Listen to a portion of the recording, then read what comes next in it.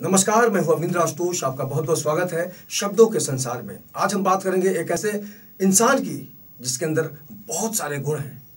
अगर हम बात करें कलम की, अभिनय की और कहीं ना कहीं से एक समाज को दिशा देने की, तो उस पूरी सोच को लेकर अगर जो नाम मेरे जहन में आता है वो है वागीश सारस्वत जी का, जिनके ऊपर बहुत सारे लोगों ने 79 लोगों ने अपनी जो राय है, अपनी जो सोच है वो लिखी है और उस पुस्तक का नाम है वागीशोदय।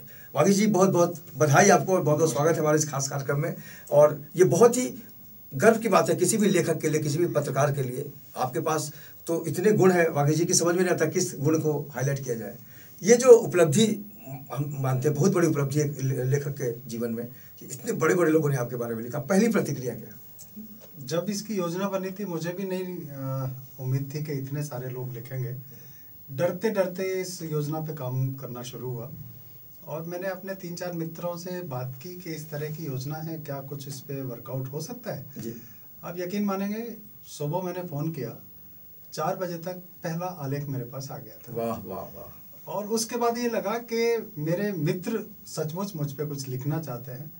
और फिर मुझे लगता है कि कुल मिला के 25 दिन में ये किताब तैयार हुई और देश भर के 79 जो बड़े लेखक हैं उन्होंने अपनी कलम चलाई।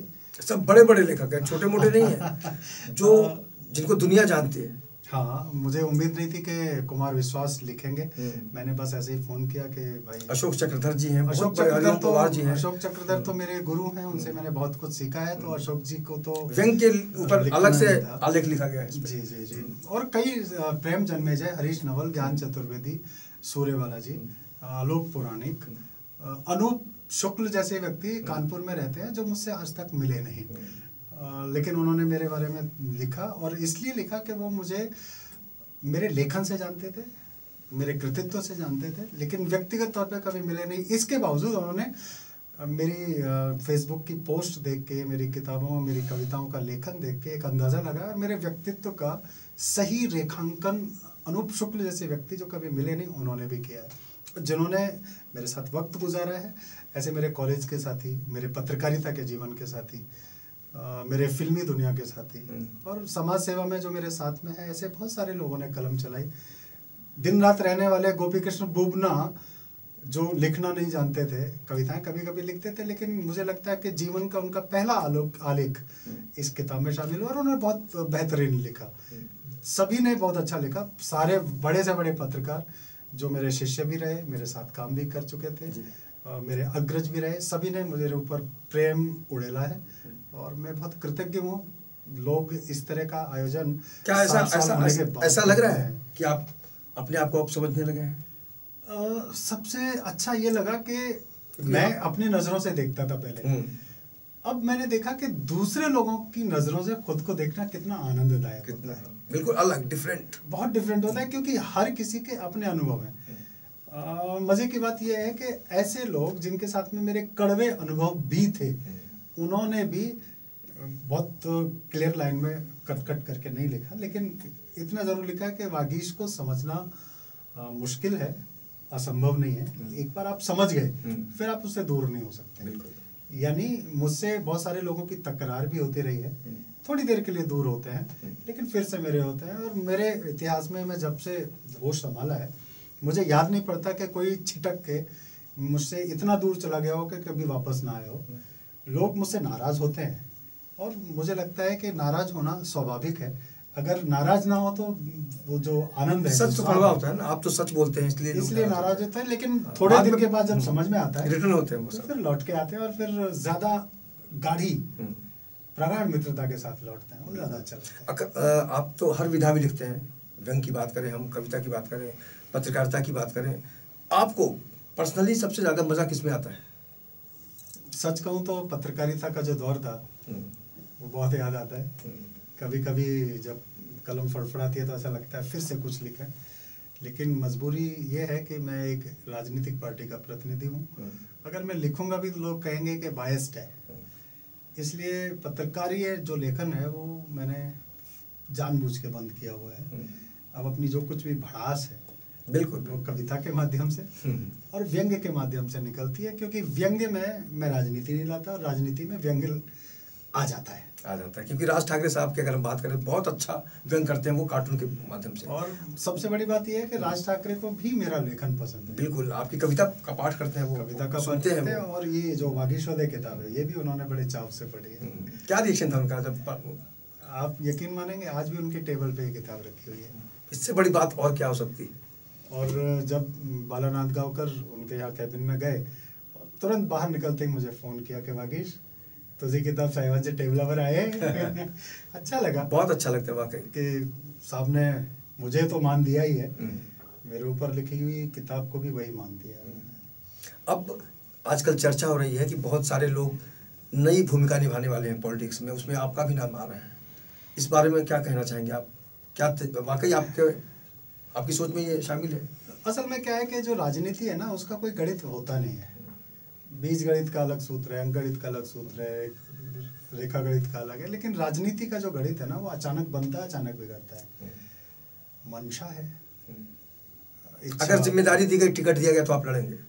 निश्चित तौर पे लड़ूंगा। और टिकट दिया गई की बात नहीं है अवनीन जी, मैं टिकट मांग रहा हूँ। बिल्कुल, ये बहुत बड़ी बात होगी कि राज ठाकरे पहली बार पार्टी से पहली आप बार लड़ेंगे, टिकट मांग रहा एक उत्तर भारतीय। और राज ठाकरे जी ने मुझे बहुत साल पहले भी ऑफर किया था।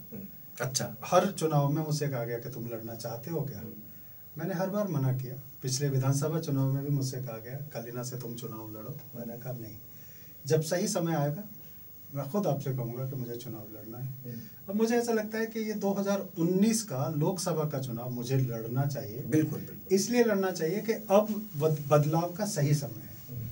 पार्टी बहुत उफान पे नहीं है मेरी, लोग डर रहे हैं कि वागीश सारस्वत चुनाव लड़ेगा तो हार जाएगा, लेकिन मुझे डर नहीं है, क्योंकि वागीश सारस्वत ने संघर्ष करना सीखा है और संघर्ष करने वाला आदमी कभी हारता नहीं। अब तो वागीशोदय की बात हो रही है, तो संघर्ष तो भी अंधेरे में चला गया। ये जो मेरे पब्लिशर हैं जिन्होंने ये किताब छापी है और जो इसकी संपादिका हैं प्रिया उपाध्याय और राहुल शर्मा, राहुल भारद्वाज, उन्होंने क्या सोच के ये नाम रखा? मुझसे कई सारे नाम पूछे थे और मैंने अपने कई मित्रों से नाम के बारे में सजेशंस मांगे कि क्या नाम हो सकता है इस तरह की किताब का।